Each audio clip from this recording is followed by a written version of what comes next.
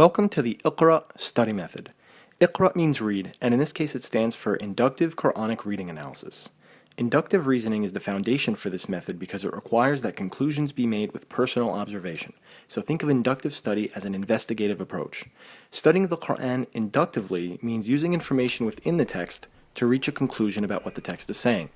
Now this may sound obvious, and we probably assume this is exactly what we're already doing when we read the Qur'an. But whether conscious of it or not, we often arrive at passages of Scripture with conclusions already formed, whether it's because of something we were taught or something we had assumed. The goal of an inductive method is so readers develop a direct relationship with the text, and that conclusions are a product of personal observation. We'll be using common study tools and techniques to help us organize the information. By color-coding major themes, readers can see the Qur'an in an abstract way, like a pie chart, grouping subjects in a way that gives the reader a quantitative summary of what the Qur'an is really about. Understanding the composition of the Qur'an in terms of themes helps to maintain a reader's understanding of the purpose of the text, even when puzzled by details or specifics. Categorizing passages also helps with referencing and cross-referencing during study. Scribing is also important because there is often overlap between details, in which case all themes need to be identified and distinguishable. For example, when a passage from the Qur'an starts with "they say," it refers to dialogue and should be color-coded. But suppose that dialogue is actually a question being posed. By highlighting and scribing such a passage, both themes are observed and made distinct. In this way, adding script to color can help us classify multiple themes in a single line of text. Let's take it from the top. Here are the steps for starting your Qur'an study. The first step is observation, and that is to read the Qur'an in its entirety from beginning to end, and in even increments without color coding or scribing. This means reading the plain text without marking or referencing anything. This will take exactly 30 days. To do this, take the total number of pages of your translation and divide it by 30. I'll use mine as an example. There's 417 pages of actual Quranic text. We're not including the index or preface. 417 pages divided by 30 days is 15. Place a tag every 15 pages and mark them as day 1, day 2, day 3, and so on. This will make it easy for you to keep track of your reading. After 30 days, congratulations, you'll have read the entire Qur'an cover to cover, a great achievement in and of itself. Now you're ready for the second step, which is interpretation. Start back at the very beginning with the first page.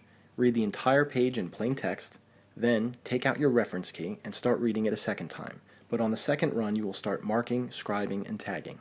Go one line at a time. When it's time to move on to the next page, do the exact same thing. Read it plain and let the text speak to you. And on the second reading of the page, make your marks one line at a time. Go at a pace that doesn't sacrifice accuracy. In addition to highlighting and scribing, there's tagging. Tagging is something you won't be doing as often as color coding and scribing, but it's an invaluable tool for referencing, as you can readily navigate to exactly what you're looking for. Cross-reference especially those passages that interpret one another. You'll find quite often that the answer to a question you have in one surah is found in another. The Qur'an has its own unique literary style that takes some adjustment at first, but becomes appreciated and admired the more you read.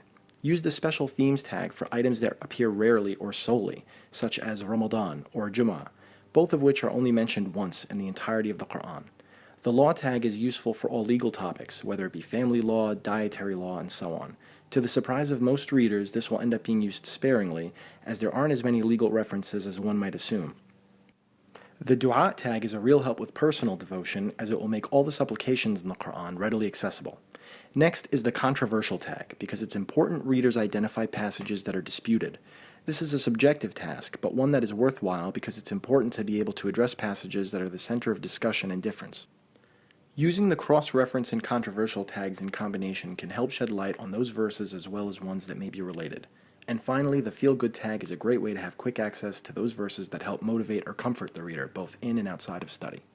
To get started, you'll need the following items. A translation of the Qur'an. You could use any, just make sure it's non-exegetical, which means a basic translation without commentary. I use the one published by Oxford Press, and brand new it's about $6 or $7. For study tools, you'll need a pack of highlighters, a 4-color pen, and some tabs. You can print the I.Q.R.A. reference key or make one yourself. Your supply list, including a new translation, should cost no more than $10 or $15.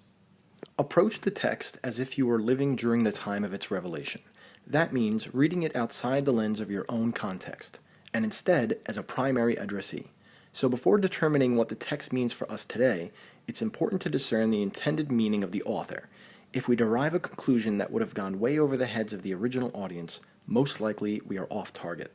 It's only when we understand what the author meant to communicate in its historical and cultural context that we can confidently apply Quranic principles to our own lives and in different contexts. Consider these questions while reading passages. What did the author intend for readers to understand? What issue or moral problem was being addressed? What action did the author want readers or listeners to take? Remember to paraphrase. Translating the author's ideas into your own words is an essential reading skill. When we really want to understand something, we paraphrase it. Paraphrasing acts as a comprehension check. If you can paraphrase what you've read, you have understood the material. When the book is open and the words are right in front of your eyes, you may think you've understood their meaning. But if you take those words away and can't recap what they say in words of your own, you haven't really understood the author's message. Paraphrasing gives your brain a chance to store what you've learned in long-term memory. While you're looking for word substitutes that allow you to paraphrase, your brain is reprocessing what you've just read. It's the double processing of new information that makes paraphrasing such a useful learning strategy, because it forces you to rethink and better understand the material. It also tells you when you haven't fully understood what you've read. Don't move on to the next page until you are able to articulate what you're reading in your own words. Lastly, try to be as objective as possible by letting the Qur'an speak for itself. Don't try to make it say what you've always thought it says, or what others have told you that it says, allowing the Qur'an to define its own terminology through cross-referencing. You are ready to start your Qur'an study. Seek God's help and counsel, and dive right in.